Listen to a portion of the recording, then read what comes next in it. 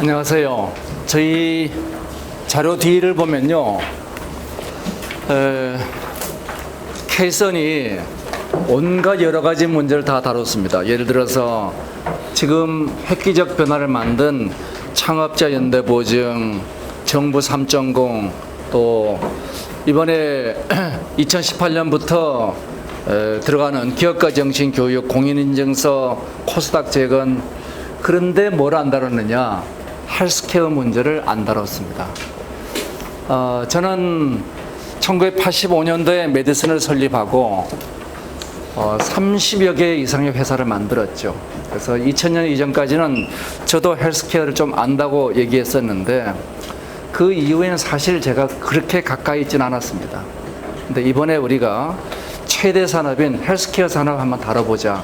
그래서 오늘은 헬스케어 산업에 대한 국가 전략적 관점에서 얘기를 좀 드리도록 하겠습니다. 자, 우선 헬스케어 앞에 불은 좀 꺼주시면 좋겠어요. 헬스케어 산업 아시는 것처럼 전 세계 최대 산업입니다. 7조 달러. 미국은 GDP 17%니까 어마어마하죠. 26조 달러. 한국도 이미 이제 8%를 넘어섰습니다. 7.7%. 네, 그 정도에 해당되는 124조의 사업이고, 또 OECD 평균을 보더라도 9%가 넘습니다. 이 거대한 산업이 정체되느냐? 아니죠. 이것은 노령 인구가 급증하고 웰빙이 확산하고 GDP가 증가되고 정밀 맞춤 의료 기술이 발전하면서 이 거대한 산업이 다시 고속 성장하고 있습니다. 이 산업의 규모가 자율주행차를 포함한 자동차 산업의 4배가 넘는 규모죠. 자, 이거 우리가 4차 산업혁명에서 가장 중요한 산업이다. 그러면 이 중요한 산업에 한국이 갖고 있는 포지션은 어떨까 놓고 보면은 우리가 4차 산업혁명에 많은 강점과 약점들이 있습니다. 정리해 보면은 우리의 약점이란 것은 초고령화가 최대 위기죠. 그리고 위기고, 우리의 기회는 한국이 갖고 있는 독특한 의료제도, 단일 국가 의료보험과 또 가장 우수한 인력이 의료 분야에 집중되어 있다는 거, 그리고 ICT에 강력한 힘이 있습니다. 자, 그러면 이제 우리가 이 문제를 어떻게 접근할까에 대해서 우리 연구원들이 생각을 했어요. 그래서 산업과 공급 두 개의 측면에서 바라보고, 이 수요의 측면에서 바라봤을 때는 사회 전체의 문제를 예측하고, 예를 들어서 고령화 같은 문제죠. 그리고 맞춤 의료와 같은 개인 욕망에 관한 문제, 이 두 가지 문제가 소위 수요 측면의 문제다. 그 다음에 공급 측면에서는 개별 기술과 기업의 문제가 따라갈 것이다. 각각이 정부가 주도할 문제, 제도의 문제와 시장과 기술, 민간 부문의 문제로 나눠질 수 있다. 이것이 4차 산업혁명에서는 다시 어떻게 변화하고 있느냐. 공공 데이터와 개인 데이터를 바탕으로 플랫폼 구조로 바뀌고 원격 지능 의료가 들어오고, 결과적으로 나타난 현상은 이제 전문가 해체 현상으로 나타나게 될 것이다. 그래서 이러한 문제를 다루기 위해서 우선 디지털 헬스케어 이전에 헬스케어 현황과 문제를 먼저 보기로 했습니다. 우리 사회적으로 예측해 보면 가장 중요한 문제가 급속한 초고령화 문제입니다. 아시다시피 지금 간병살인들이 보도가 되고 있습니다. 이런 문제들을 바탕에는 뭐가 있느냐? 너무나 빨리 증가하고 있는 우리 의료 비용이 있죠. 지금 2005년도에 24%에 달했던 노인 의료가 지금은 실질적으로 40%를 넘어서고 있습니다. 이와 같은 노인 의료의 급증을 우리가 대비하지 않고는 대한민국의 미래가 지속 가능하지 않게 되죠.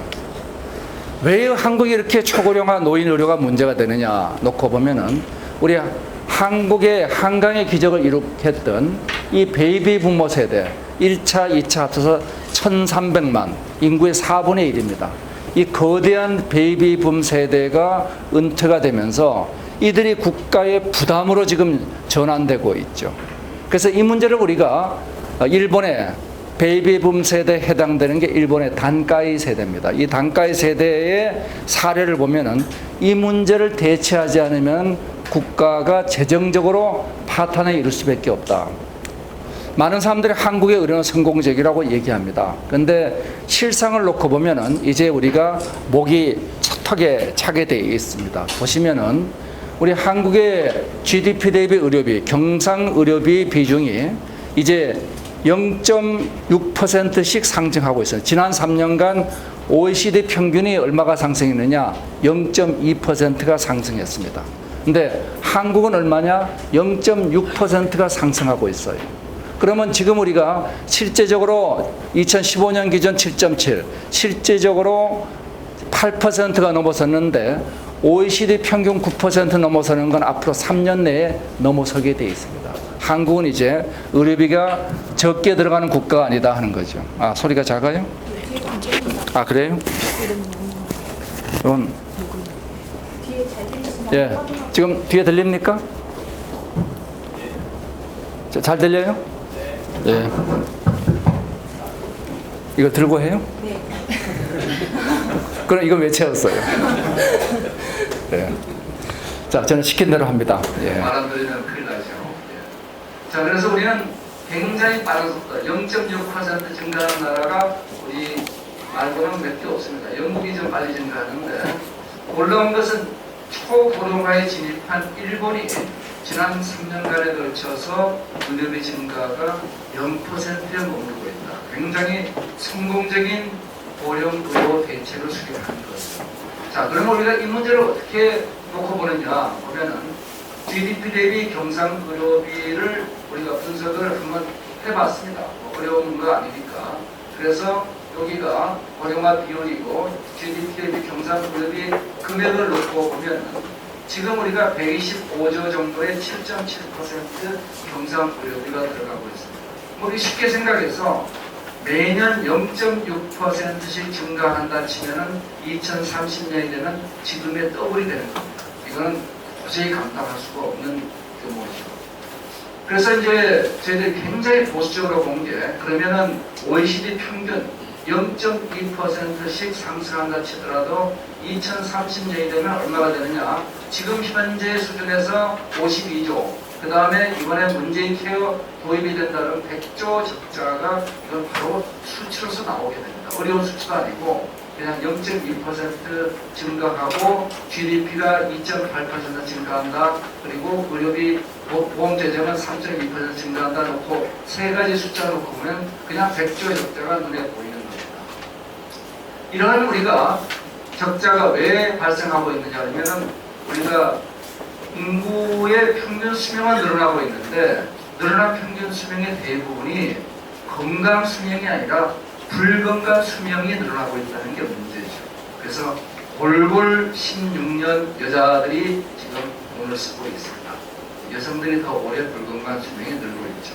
자, 그래서 노인 의료비 급증이 우리 대한민국에 풀어야 될 첫 번째 문제입니다. 이 재정 부담이 가속화되고 그대로 두면은 미래 세대에 우리가 죄를 짓는 거죠. 그럼 해결책이 없느냐? 해결책은 딱 하나가 있습니다. 그것이 바로 4차 산업혁명이죠.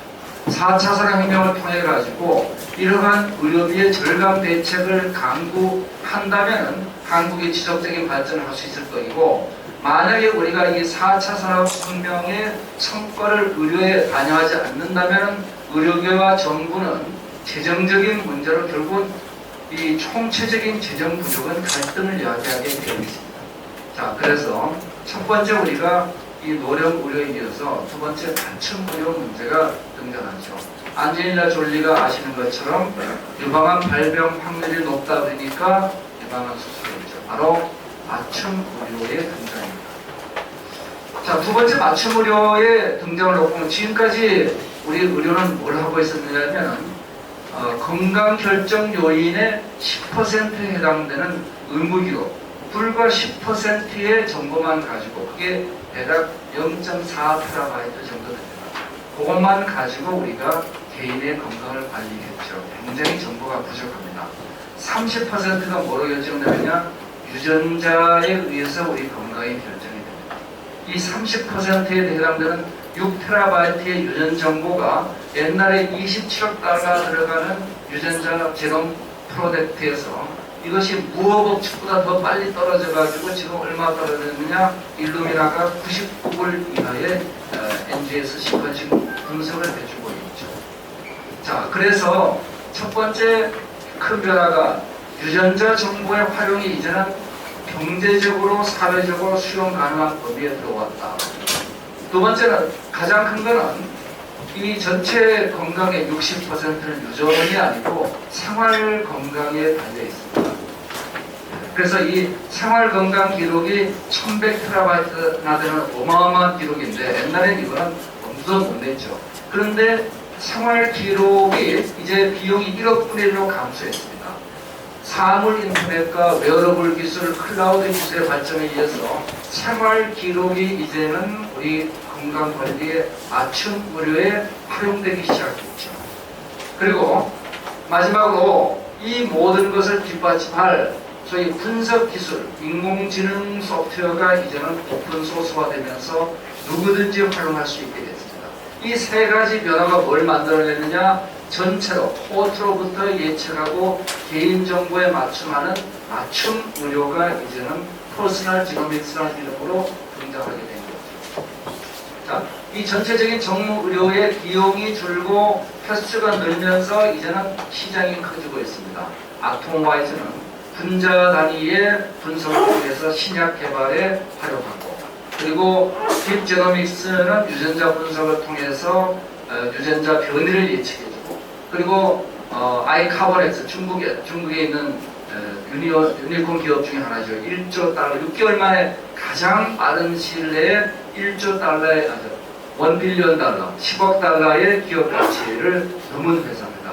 이 회사는 지금 말씀드린 저희 의무 기록과 유전자 기록과 그리고 생활 기록, 이걸 합쳐가지고 개인 맞춤 의료정보 플랫폼을 만들겠다. 정밀 의료 시장이 열리고 있죠.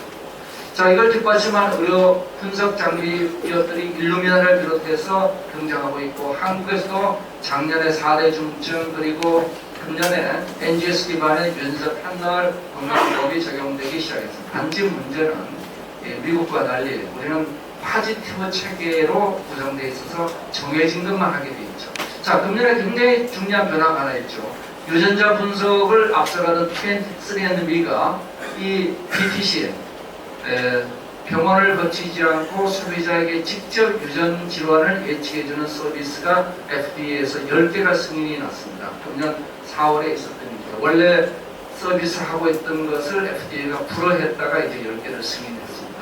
이 거대한 변화가 앞으로 의미하는 건 뭐냐? 10개가 20개가 되고 100개가 되고 이러면서 이제는 아까 30% 얘기했던 유전자 정보가 이제는 대대적으로 활용할 수 있는 시장이 열리고 있다는 거죠.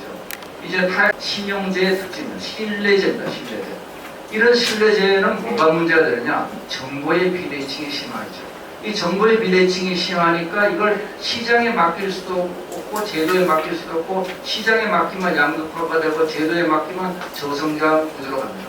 그래서 미국과 영국 둘 다 실패하고 있죠. 자, 그래서 이러한 의료를 산업에 맡기느냐, 시장에 맡기느냐, 복지 제도에 맡기느냐, 두 가지 방법을 가지고 미국은 시장에 맡겼어요. 그들이 어떻게 되느냐? 고비용, 고기술은 됐는데 의료 사각지대에 있는 고비용이죠. GDP의 17%를 투입하고도 오바마 케어가 들어가기 전까지 3천만의 사각이 있는 의료 시스템이 만들어졌어요. 그렇다고 해서 기대 수명이 다른 나라보다 특별히 많은 것도 아니죠. 별로 성공적인 게 아니다. 근데 의료 기술을 맞다했습니다. 한편 영국은 제도로 가다 보니까 저비용은 좋았는데 저기술로 가죠. 그래가지고 경쟁이 부재해서 비효율의 의료 시스템을 만들게 됩니다. 결과적으로 의료 파라독스는 복지로 가도 산업으로 가도 다 문제더라. 자, 한국은 어떻게 했느냐? 한국은 정부가 단일 보험으로 가격을 통제하면서 의료기관은 전체 의료기관의 대부분이 민간 의료기관입니다. 민간 의료기관의 시장 경쟁에 맡겨버렸죠. 그랬더니 어떤 문제가 생기느냐? 제한적 성공을 가져왔습니다. 보면 이런 거죠. 자, 정부가 주도하는 복지의료와 민간이 주도할 산업의료를 놓고 보면 한국은 가격을 통제하고 민간을 경쟁시키니까 병원들이 살아남기 위해서 취할 방법 하나밖에 없어요. 팩스라든지 EMR과 같은 IT 기술을 대거 도입하게 되죠. 그래서 결과적으로 한국은 세계에서 가장 빠른 속도로 의료 IT화가 진행이 됐죠.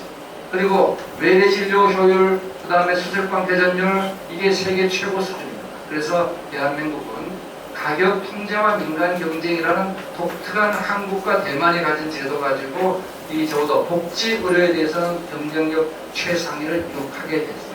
근데 문제는 뭐냐? 이러한 시스템, 수가와 방법을 통제하다 보니까 병원 체계와 산업 의료의 경쟁력, 혁신이 제대로 안 되는 거죠. 근데 이걸 부분적으로 보완하는 게 비급여의 실손 보험들인데 부분적인 보완밖에 안 되고 있습니다. 그래서 이 우리가 산업 의료와 복지 의료의 투트랙 문제를 우리가 적절히 균형을 잡아주는 것이 의료 정책 핵심이 될 것이다. 자, 그렇다면 우리 드디어 디지털 헬스케어 문제를 한번 보겠습니다. 자, 디지털 헬스케어에 대해서 수많은 얘기가 있습니다. 도대체 이게 뭐냐? 디지털 헬스케어의 명확한 정의가 없다. 원장님, 명확한 정의가 뭐죠? 예. 가장 많은 강연을 하고 계시는 김채원 원장님이 명확한 정의가 없답니다. 자, 그래서 제가 정의를 해보게 됩니다.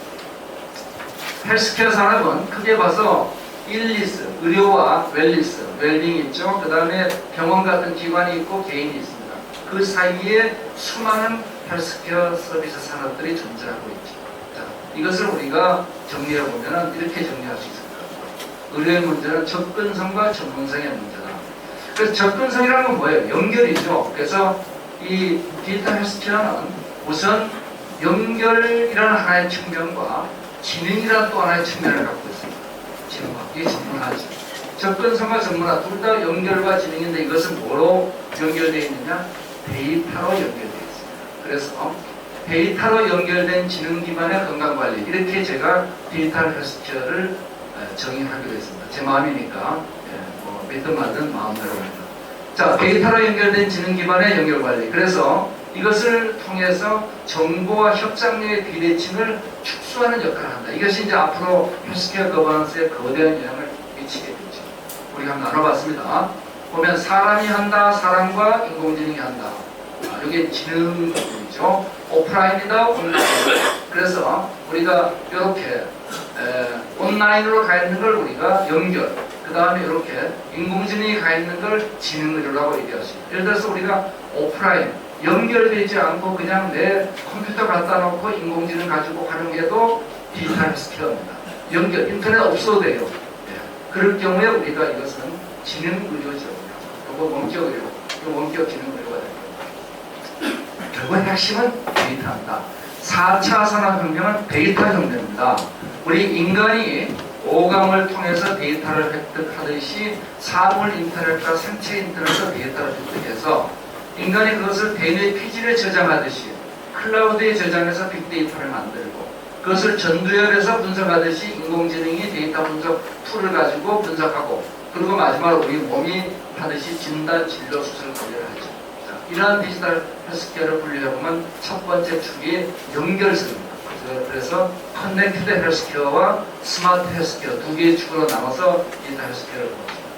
자, 이 원격, 인터넷을 통해 가지고 우리가 원격으로 연결된다.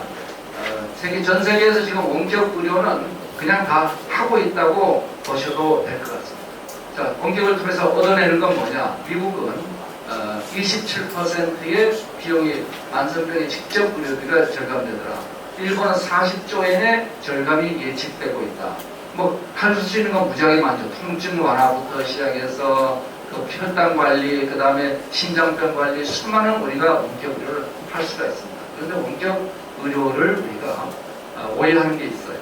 원격 진단, 치료, 관리 세 가지 중에서 원격 의료는 중점적으로 사후 관리가 중점입니다. 원격 의료를 진단으로 자꾸 가져가게 되면 거기서부터 많은 오류들이 생기기 시작합니다. 원격 의료는 진단 치료보다 사후 관리가 중요합니다. 그래서 우리 보건복지부에서 이 원격 의료 시범 사업을 했죠. 그래서 2015년도 보고서를 보면은 혈당이 6.5% 이상인데 3.0.36 이거 굉장히 큰 겁니다. 당화 혈색소가 20%가 절감되면은 합병증이 40% 평균 줄어든다는 게 뭐 구마모토 레포트라든지 여러 군데서 DCCT라든지 보고가 나와 있어요. 거기다가 복약 수능도 그러니까 올라갔으니까 이거 훨씬 좋아진 거예요. 치료 만족도 80%대가 좋아지고 또 중요한 건 의료기관 이용 시간이 180분에서 50분으로 보호자 동행이 23%에서 8%로 그리고 의료기관 이용 비용이 얼마가 들어갔냐면 26,000원 들어가던 게 2,800원 들어가게 된다. 이거 안 할 이유가 없다는 얘기입니다. 안 할 이유가 없다. 자, 그래서 이런 원격 의료가 미국은 5년 사이에 6배가 증가됐고 이제 인공지능 건강 찾고 이 헬스텍 같은 거죠. 재택 원격 의료가 더욱더 활성화되고 있습니다. 이런 원격 의료는 이제 개도국의 적정 의료, 우리 뭐 원격지, 도서벽지나 개도국이랑 같은 개념입니다. 여기서 수많은 문제 해결 사례를 가지고 있습니다. 한국은 뭐하고 있었느냐? 한국은 원격 의료를 개척한 나라입니다. 2002년도에 제가 만들었던 2002년도 그림입니다. 제가 만들었던 당뇨폰이죠. 2005년도에 플로스텐 설리반의 혁신상을 수상한 겁니다.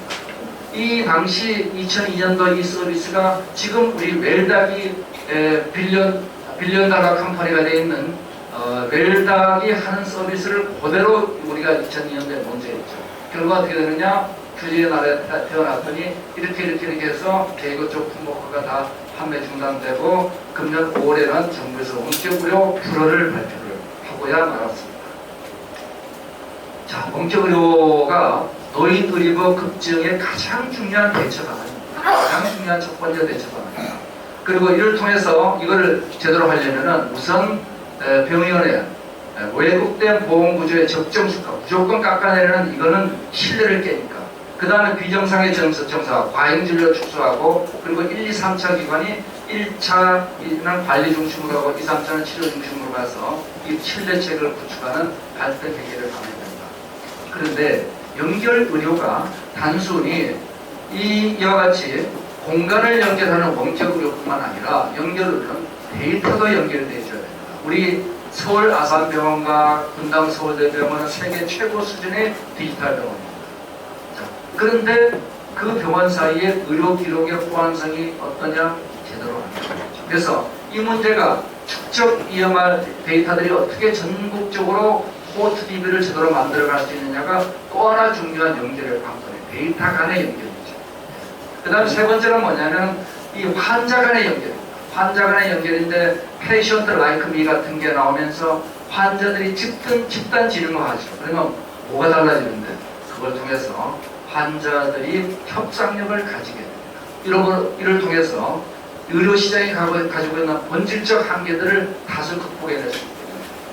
이미 그 호주는 국민의 21%가 마이헬스 레코드에 등록해서 자기 데이터에 무제한 접촉권을 가지는데 그것뿐만 아니라 자기 데이터를 제3자한테 넘겨줄 수 있는 권리도 가지고 있습니다. NHS가 영국에서 이런 환자 기록을 저장 분석 가공하고 그 다음에 필요한 코TDB로 제공막 공개를 하고 있습니다.